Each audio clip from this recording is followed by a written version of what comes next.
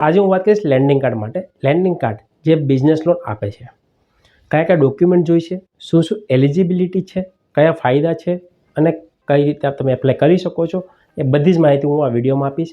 પહેલાં તમે 5 મિનિટ કાઢીને એકવાર સાંભળી લેજો કે તમારે જે સવાલ છે તેનો લગભગ જવાબ મળી જશે. છતાં પણ તમને જવાબ ના મળતા હોય તો અમારો જો નંબર વિડીયોના એન્ડમાં આપીશ કે જ્યાંથી તમે કોન્ટેક્ટ કરી શકો છો. મિત્રો, લેન્ડિંગ કાર્ડના ફાયદા ઘણા બધા છે. તમને ડિજિટલ પ્રોસેસ છે કે તમારે કોઈ બેંકમાં કે કોઈ ઓફિસમાં કે ફિઝિકલ ડોક્યુમેન્ટ આપવાની જરૂર નથી હોતી, ઝેરોક્સ આપવાની નથી હોતી. બીજો ફાયદાની વાત કરું તો ડિજિટલ પ્રોસેસની સાથે સાથે ઓછા ડોક્યુમેન્ટ પર લોન આપે છે. ઓછા ડોક્યુમેન્ટમાં પાન કાર્ડ, આધાર કાર્ડ, તમારા 1 વર્ષનું બેંકનું સ્ટેટમેન્ટ PDF ફાઇલમાં. પણ જો તમારી પાસે PDF ફાઇલ ના હોય અને તમે નેટ બેન્કિંગ યુઝ કરતા હોય ને તો PDF ફાઇલની પણ જરૂર નથી. તમારા પર એક SMS આવે છે, ત્યાંથી તમે બેંક સ્ટેટમેન્ટ અપલોડ કરી શકો છો. અને તમારું એક બિઝનેસ રજિસ્ટ્રેશન પ્રૂફમાં ઘણા બધા આવે છે, જેમાં GST પ્રાયોરિટી રાખવામાં આવે છે. ઘણા એવા બિઝનેસ છે કે જેમાં GST નથી લાગતું. તેના માટે ફૂડ લાઇસન્સ, ફૂડના બિઝનેસ સાથે સંકળાયેલા હોય તો એ પણ નથી લાગતું. કે તમારી જે ઇન્ડસ્ટ્રીને લગતા કોઈ પણ પ્રૂફ, જેની વાત કરું તો ગુમાસ્તા ધારા છે, ટ્રેડ લાઇસન્સ છે, એવું કોઈ પણ ગવર્મેન્ટ પ્રૂફ હોવું જોઈએ. કોઈ પણ બિઝનેસ પ્રૂફ છે એ 1 વર્ષથી જૂનું હોવું જોઈએ, તો તમારી લોન એપ્રુવ થવાના ચાન્સ વધારે છે. લેટેસ્ટ બિઝનેસ પ્રૂફ હશે ને તો લોન રિજેક્ટ થવાના ચાન્સ વધારે છે. બરાબર. બીજી વાત કે આમાં કોઈ પણ ધંધો નેગેટિવ નથી. મોસ્ટ ઓફ બધા જ ધંધા માટે લોન આપે છે. પેટ્રોલ પંપવાળા હોય, ટ્રેડર્સ હોય, સર્વિસ ઇન્ડસ્ટ્રી, મેન્યુફેક્ચરિંગ ઇન્ડસ્ટ્રી, બધી જ ઇન્ડસ્ટ્રી માટે લોન આપે છે. એપ્લાય કરવાની હોય તો શું કરો? એપ્લાય કરવા માટે એલિજિબિલિટીની વાત કરું તો તમારો સિવિલ સ્કોર સારો હોવો જોઈએ, તો તમે એપ્લાય કરી શકો છો.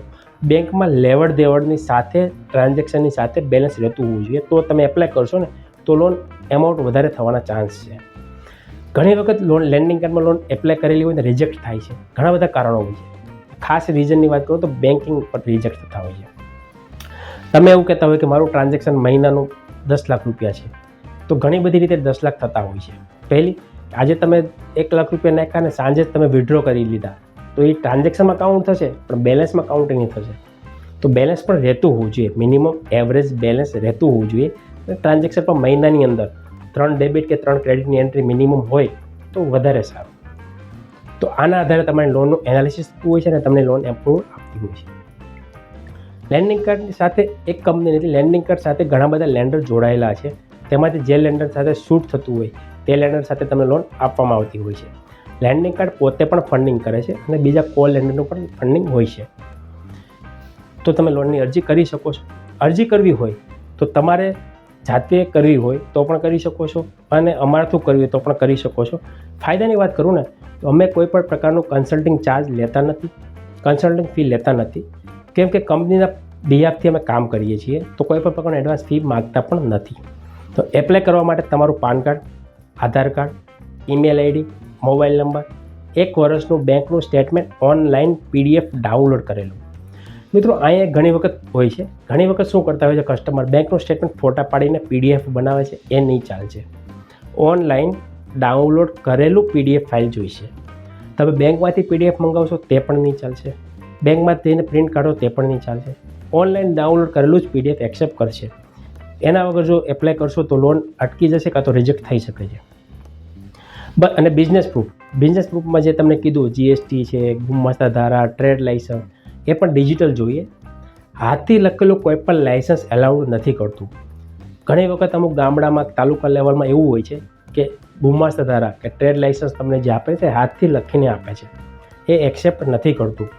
ઓનલાઈન ડિજિટલવાળું જોઈએ છે, એ પણ ઓનલાઈન વેરીફાઈ થતું હોય એવું, તો જ તમે લોનની અરજી કરી શકો છો.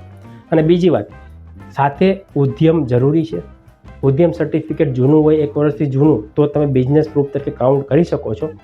નહીં તો ઉદ્યમ તો કમ્પલસરી છે. ગવર્મેન્ટના નિયમ પ્રમાણે બિઝનેસ લોન લેવા માટે અથવા ડિસબર્સમેન્ટ વખતે ઉદ્યમ કમ્પલસરી કરી દીધું છે, તો ઉદ્યમ જરૂરી છે. આટલા ડોક્યુમેન્ટ તમે અમને વોટ્સઅપ કરી શકો છો અને અમે એપ્લાય કરી શકીએ. પણ બીજી વાત દોસ્તો, જો તમે આગળ લેન્ડિંગ કાર્ડમાં એપ્લાય કરી દીધેલી હોય, ભલે તમે ખાલી મોબાઈલ નંબર નાખીને છોડી દીધું હોય તો પણ અમારો કોન્ટેક્ટ નહીં કરતા. અમે એના માટે જ કરી શકીશું કે જે લેન્ડિંગ કાર્ડમાં એપ્લાય કરેલી ના હોય એ લોકો માટે જ અમે એપ્લાય કરી શકીશું.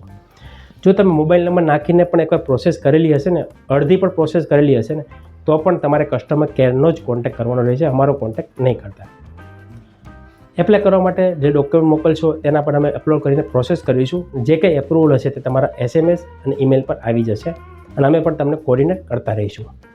તો આ હતી લેન્ડિંગ કાર્ડ માટે. લેન્ડિંગ કાર્ડ માટે જો તમારે બિઝનેસ લોનની અરજી કરવી હોય તો આજે જ અમારો કોન્ટેક્ટ કરી શકો છો. એના સિવાયની પણ ઘણી બધી કંપની છે કે જ્યાંથી તમે બિઝનેસ લોનની અરજી કરી શકો છો. એના માટેનું લિંક ડિસ્ક્રિપ્શનમાં આપી દઈશ કે જ્યાંથી તમે ડાયરેક્ટ એપ્લાય કરી શકો છો. તો મળીએ નવા વિડીયોમાં નવા ટોપિક સાથે. ધન્યવાદ. જય હિન્દ, જય ભારત.